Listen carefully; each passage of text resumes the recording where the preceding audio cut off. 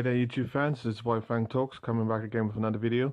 You're about to see an interview on Good Morning Britain with Piers and Susanna talking to the Secretary of Homes and Communities, an MP, and they're going to talk about coronavirus testing and the absolute abject incompetence of this government is just unbearable by now. I mean, you'll hear that the first case of coronavirus in the UK was in January. In January, and they only had the what do you call it, the Cobra meeting on the 16th of March. This is insane. So they knew about this all along, and the first case in China was in November last year. They purposely let this carry on and let people come into this country so this thing could spread all over the world. Yeah, I said it. I don't care. They let this spread all over the world. That's what they did. That's what they did to reshape the world to their bloody new world order. I mean, this is just astonishing. I mean, for us to be in this situation, I mean, we have to really sit and think what the hell happened for us to be here in this situation. So, I mean, you're going to see this and you're going to make up your own mind. We are ramping up testing. We're increasing capacity for testing. But you only a couple of days ago tested 8,000. Why are we not going to get to 25,000 by the middle of April? Well, that's still our target. We hope that by mid-April we will reach 25,000. We think that within a couple of days we will reach 15,000.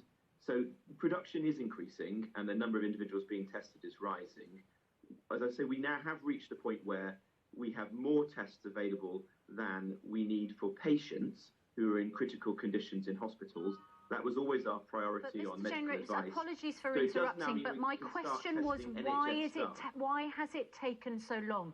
No one is disputing that NHS workers must be made a priority, but we wouldn't need to prioritise people if we had enough tests. The first case in China was in November. The first case in the UK was in January. Why has it taken so long to get tests? Well, we've worked with manufacturers around the world and in the UK to produce as many as quickly as we can.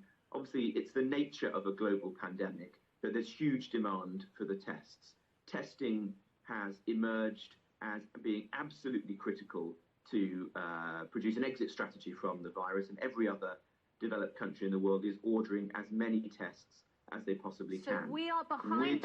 Is that the explanation then? We got caught short because other countries were first in line to get the test. Because we know, for instance, Germany is testing 500,000 people a week. They've obviously, is the answer that they got there first with the tests? Have we just been caught at the back of the queue? Well, you can make international comparisons, and obviously that's important, and we do compare ourselves to other countries. But as the medical advisors said, for example, in the press conference yesterday, there is a limit to the utility of those international comparisons because different countries pursue different strategies. Germany are testing 10 times. Sorry, with respect, Minister. Germany is testing 10 times as many of its citizens a day as we are. I mean, that is a complete disgrace. Why? Why? We're supposed to be the 6th biggest economy in the world. How have we got to a stage where Germany is testing 10 times as many people, given that we now know and have known for a while that intensive testing is the absolutely crucial thing to be doing? Well, as I was saying, different countries are pursuing different strategies, testing different individuals and have different health services. That's the advice that we've had from the scientists. Why can't any of you give a straight answer as to why is Germany doing 10 times as many? No government minister can give a straight answer to that very simple but very important question. Why is it your chances of surviving this are 10 times better in Germany right now than here because they've got the tests and we haven't? Because that's what it boils down to. Well, I'm not sure if that assertion is correct, that your chances of surviving the virus are 10 times more likely. You just said yourself the testing is absolutely key. If the testing is key to saving lives, and they're doing 10 times as much. It's not correct to say that individuals in Germany are 10 times more likely.